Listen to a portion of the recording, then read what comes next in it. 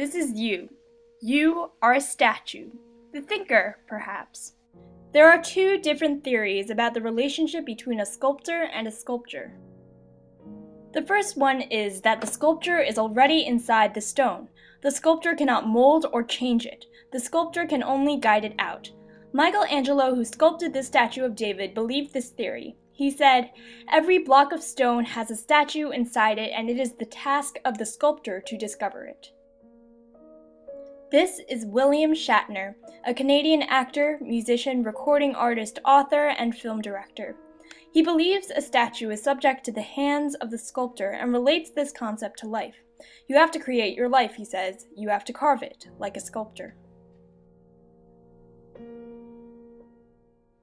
Whether you believe you are the sculptor and the sculpture, or simply the sculpture, the two theories are a question of fate or free will.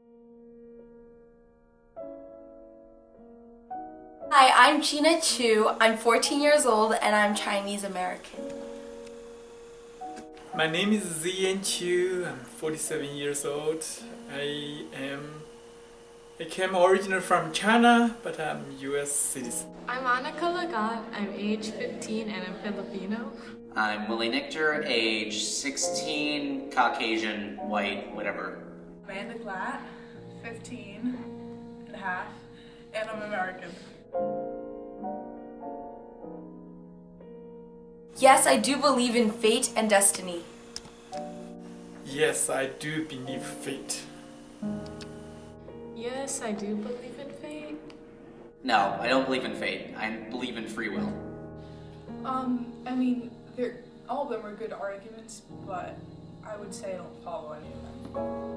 I have always believed in fate and destiny, especially because I'm a strong believer in God and I believe that everything you do has already been predestined.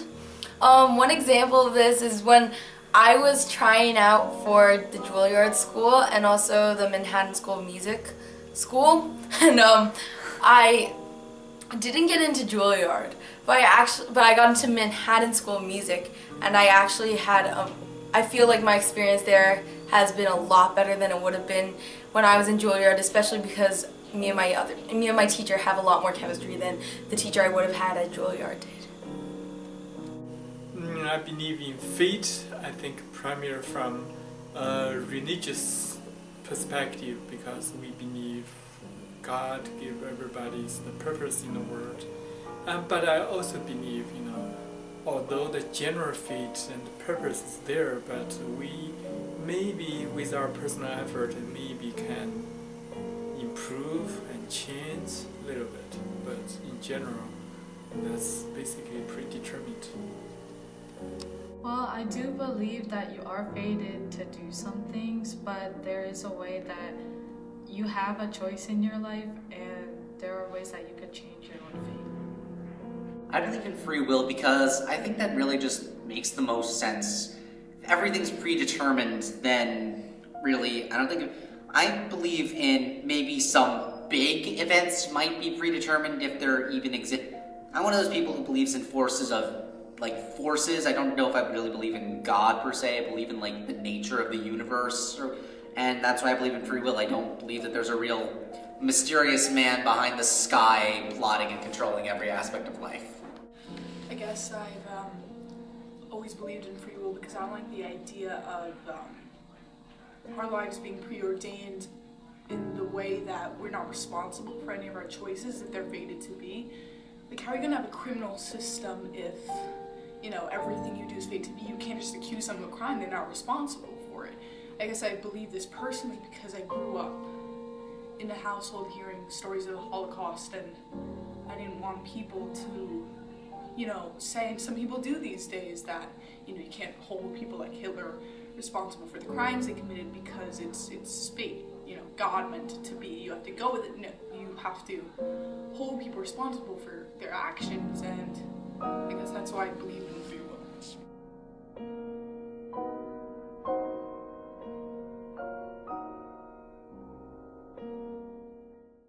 Cicero was a Roman philosopher, statesman, and political theorist. He is also known as one of the grandfathers of the Italian Renaissance. One of his philosophical ideas is the lazy argument. An example, let's say you are out sick. In fact, there is actually a 99% chance you will die. It is fated, however, that you will not die. The logical procedure after realizing you are sick is to go to the hospital, take medication, visit the doctor some more, and trust modern medication. But please, remember again that you are fated to survive. So that whole logical procedure doesn't really matter. So why would you bother with all those medical procedures if you're going to live anyway? Exactly, you don't. This theory is best seen in Homer's Odyssey. Odysseus is fated to go back to Ithaca and reclaim his home. No matter what Poseidon, the suitors, or his goddess lovers do to stop him, take away his home, or lure him away, he will go back to Ithaca.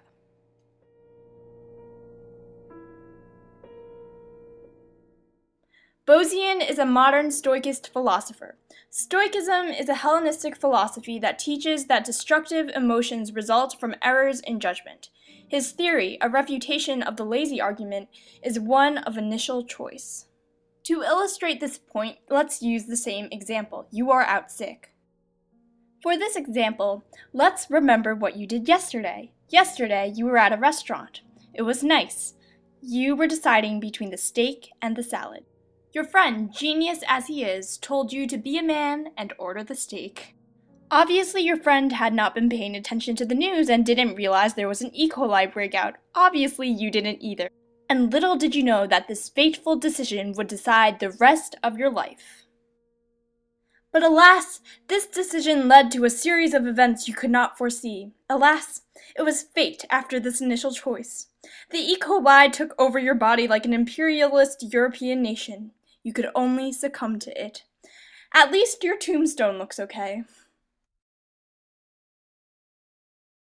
If you had chosen the salad, however, you would have been so amazed by the taste of lettuce that you would have become an award-winning nutritionist with an award-winning recipe book and an award-winning cooking show.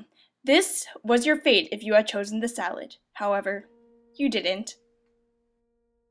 To summarize the Bozein argument, the only real choice you had in life was whether you would order the steak or the salad. However, after this initial choice, the rest of the events in your life was already predetermined and fated. This theory is best seen in Robert Frost's The Road Not Taken. The narrator, though he has lived his life, can relate its whole circumstance back to only one major choice.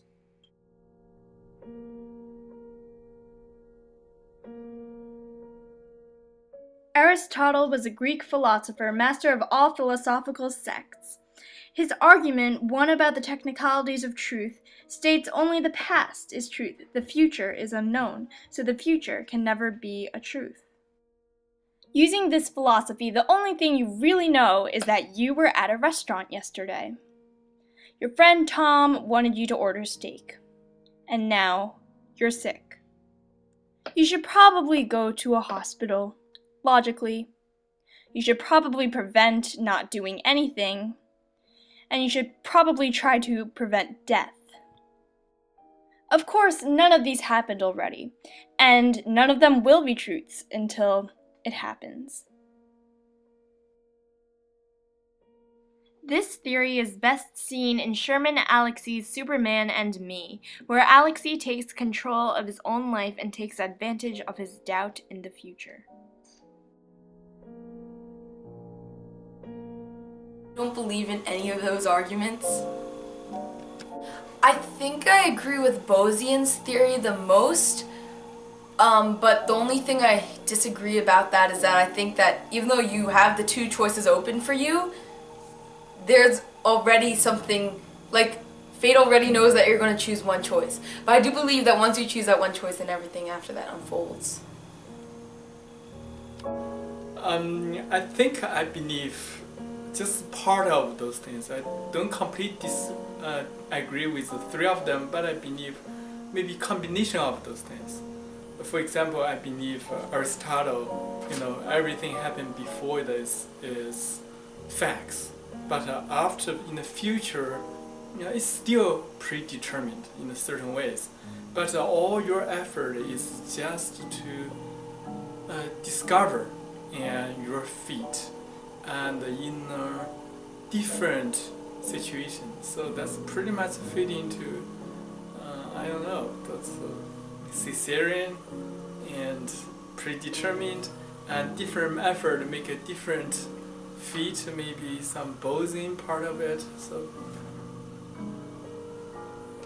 I'm not sure if I believe in any of them completely. I lean closest to the Aristotle refutation, but I'm not sure if I would be willing to say I believe in them all completely.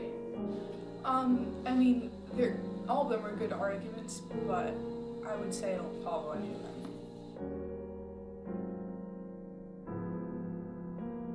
I would consider myself a full fatalist. I think I'm more falling into the second one you just described. It's a partially predetermined. And basically your life is predetermined by God, but your personal effort is determining where the fate being played in what kind of situation. So it's really your effort to make a difference to determine how that fate, where it's end, in what kind of situation it's end. So that's pretty much the second one. My belief is I just believe in free will. I don't believe that there's anything there might be some. I don't really believe in predeterminedness. Predeterminedness is now a word, by the way.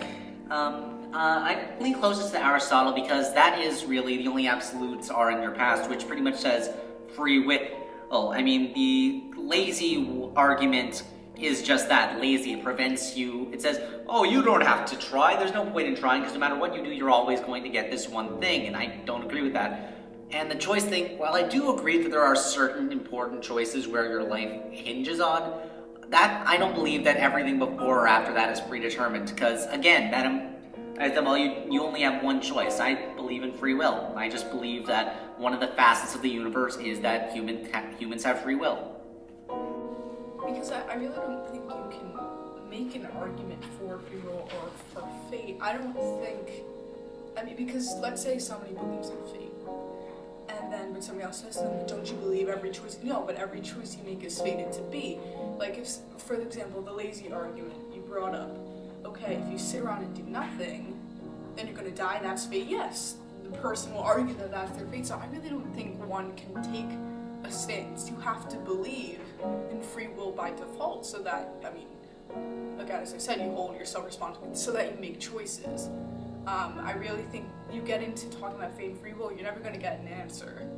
Because if you believe in fate and believe every choice is fated, and if you believe in free will, you're just not going to believe in fate. So these arguments really don't result in a solution to the question of fate versus free will. You just have to assume you have free will, so you live your life to the fullest.